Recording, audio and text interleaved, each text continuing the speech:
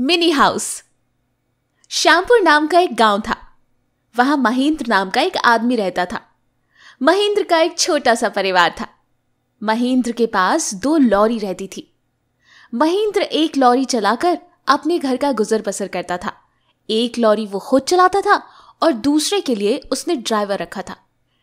इसी तरह से उसके घर का पालन पोषण होता था। महेंद्र की एक प्रॉब्लम थी। वो किराए के घर पे रहता था। उसका मकान मालिक हर दिन उसे किसी न किसी बात से झगड़ा करता था। वो रोज उसको घर के बाहर लॉरी खड़ा करने से हमेशा टोका करता था और जली कटी बातें सुनाया करता था। तुम्हारी लॉरी ये घर के बाहर नहीं खड़ी होगी। मेरे घर का दरवाजा रुकता है, हटाओ अपनी लॉरी यहां से। बेचारा महेंद्र उसकी बात को हमेशा नजरअंदाज किया करता था।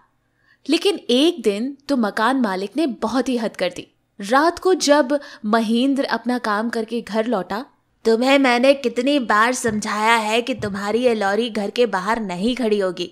शायद तुमको मेरी बात समझ नहीं आती। मकान मालिक की बात सुनकर महेंद्र ने कहा, भाई साहब मुझे बताइए कि मैं कहाँ खड़ी करूं? यहाँ और कहीं पार्क करने की जगह ही नहीं है। मुझे इससे कोई मतलब नहीं। मेरे घर के बाहर तुम्हारी लॉरी खड़ी नहीं होगी। अगर तुम्हें ये बात समझ नहीं आती तो आज इसी वक्त मेरा घर खाली कर दो। मकान मालिक की बात सुनकर महेंद्र घबरा गया। इस वक्त मैं अपने परिवार को लेकर कहाँ जाऊंगा? आप कुछ तो सोचिए। या तो अपनी लॉरी उठाओ या फिर घर खाली करो। महेंद्र के पास कोई चारा नहीं था। उसने अपने मकान मालिक को समझाने की बहुत कोशिश करी, लेकिन उसने उसकी एक ना सुनी। बेचारे महेंद्र ने अपनी बीवी और बच्चे के साथ घर का सारा सामान लॉरी में डाला और घर की तलाश के लिए निकल गया। बहुत दिन घर तलाश करने के बाद उसे आखिरकार एक घर मिला। सारी बातें लगभग तय हो चुकी थी। अच्छा एक बात बताओ, तुम्हारे परिवार में और कौन कौन है? भाई साहब मैं और मेरा एक छोटा बच्चा और मेरी बीवी, बस हम 3 ही लोग हैं। अच्छा, मुझे कोई दिक्कत नहीं है। किराया 5,000 रुपये होगा। अगर तुम्हें मंजूर है तो आज ही शिफ्ट कर सकते हो। भाई साहब किराए का कोई प्रॉब्लम नहीं है, बस एक सवाल पूछना था आपसे। हाँ पूछो। मेरे पास 2 लॉरी हैं जिन्हें मैं घर के बाहर ही पार्क करूंगा। अगर आपको इससे कोई तकलीफ ना हो तो मैं आज ही घर में शिफ्ट हो जाता हूँ। क्या लॉरी? अरे नहीं, घर के सामने मेरे लॉरी खड़ी होगी, मुझे पसंद नहीं आएगा। मैं तुम्हें ये कमरा नहीं दे पाऊंगा। बेचारा महेंद्र वहां से भी मायूस हो जाता है। सब जगह ढूंढने के बाद वो गांव के एक कोने तक पहुंच जाता है, लेकिन उसे घर नहीं मिलता। एक दिन वो यही सोचता हुआ अपनी लॉरी के बाहर बैठा हुआ था कि तभी उसका बेटा उसके पास आया। पापा क्या हुआ? आप क्यों उदास हो रहे हो? कुछ बात नहीं बेटा, बस घर के लिए थोड़ा परेशान हूँ। तुम लोगों को लेकर कब तक रोड पर यूं ही भटकता रहूंगा। पापा आप परेशान मत हो, मेरे पास एक तरकीब है। क्यों ना हम आपकी दूसरी वाली लॉरी को एक घर के रूप में बदल दें। अपना सारा सामान हम उसमें रहकर आराम से रह सकते हैं और दूसरी लॉरी को चलाकर आप खर्चा निकाल सकते हो। महेंद्र को अपने बेटे की ये बात बहुत पसंद आई।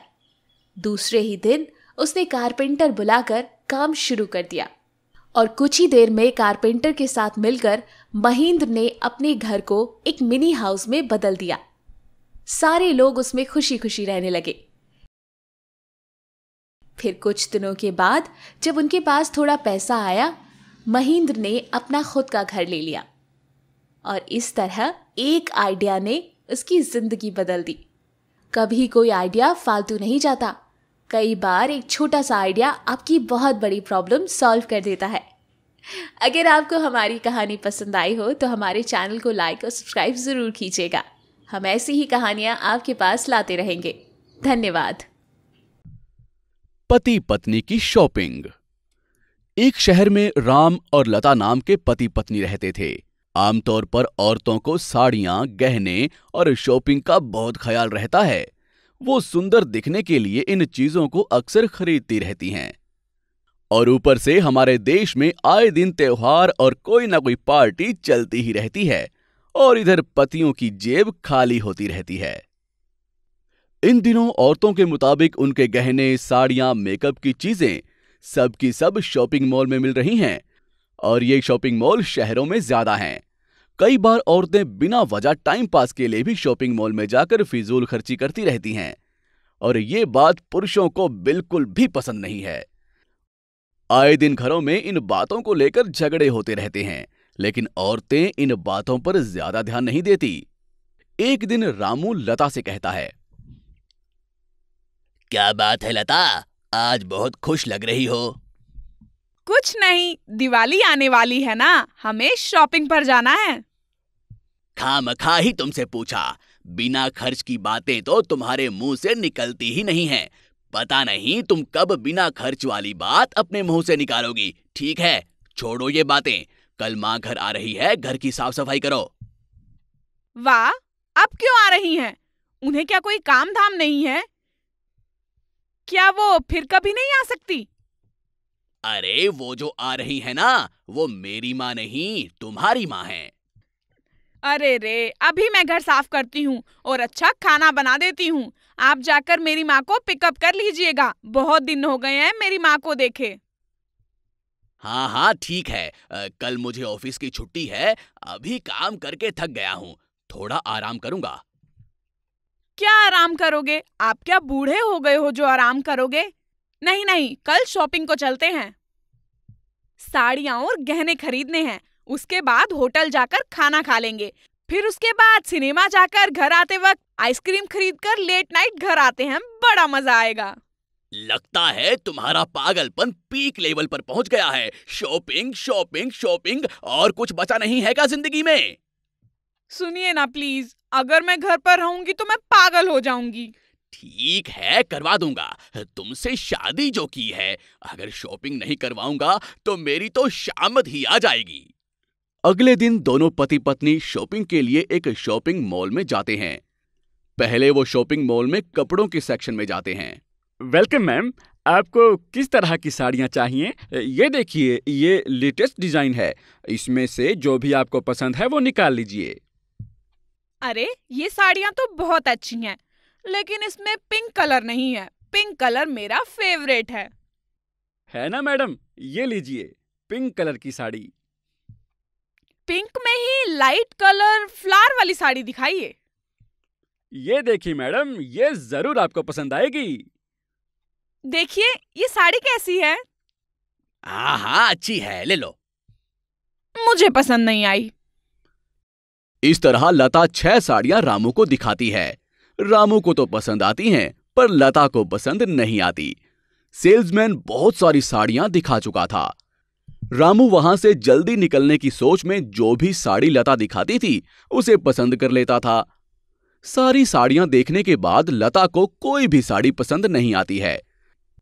आखिर में लता को उसके पास वाली औरत ने जो साड़ी पसंद की थी वही पसंद आती है। वो सेल्समैन को कहती है, देखो भाई, उस औरत ने जो साड़ी ली है वो मुझे चाहिए। एक और है क्या? अगर है तो मुझे ला दो। मैडम, वो तो केवल एक ही पीस था, आप कुछ और ले लीजिए। नहीं नहीं, मुझे तो वही पीस चाहिए।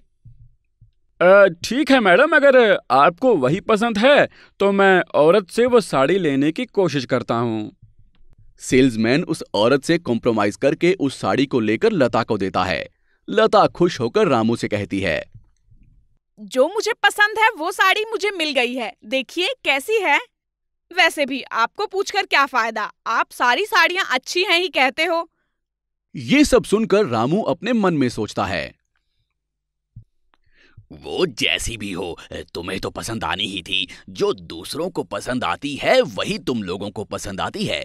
वैसे तुम औरतों की अपनी कोई पसंद नहीं होती। चलो जो भी हो, एक बहुत बड़ी मुसीबत तो खत्म हुई। देखिए ना, मेरे कान की बालियां पुरानी हो गई हैं, इन्हें बदलाकर नई खरीदते हैं, चलिए ना प्लीज। अरे अब बहुत देर हो गई है, अभी चलते हैं, बालियां फिर कभी देख लेंगे। बस 5-10 मिनट में हो जाएगा, यहाँ तक आए हैं तो काम खत्म करके ही जाते हैं ना। रामू अपने मन में सोचता है, तुम तो बहुत खुश हो रही हो और यहाँ मेरा बटुआ खाली हो रहा है। तुमसे शादी करके मैंने बहुत बड़ी मुसीबत मोल ले ली है। वो नकली सा मुस्कुराता हुआ चेहरा बनाता है और लता से कहता है, चलो चलते हैं। ये कहकर वो गहनों के सेक्शन में जाते हैं। वहां भी लता बहुत सारी कान की बालियां देखने में लग जाती है। वो बालियां देखते देखते रामू को भी भूल ही जाती है। आखिरकार बालियां लेकर घर आते वक्त रास्ते में होटल जाते हैं। वहां भी लता की पसंद का मेनू ऑर्डर करके खुशी खुशी खाना खाकर आखिरकार रामू और लता घर पहुंचते हैं। रामू अपनी पत्नी की खुशी देखकर खुश हो जाता है और सारी थकावट भूल जाता है। तो दोस्तों, इस कहानी से शिक्षा सिर्फ शादीशुदा लोगों को ही मिलती है। अगर आपकी पत्नी खुश तो आपका घर खुश और आप भी खुश ही खुश। आपको हमारी ये कहानी कैसी लगी हमें कमेंट बॉक्स में जरूर बताएं। और यदि आप ऐसी ही और भी कहानियां सुनना चाहते हैं तो हमारे चैनल को सब्सक्राइब जरूर करें। शुक्रिया।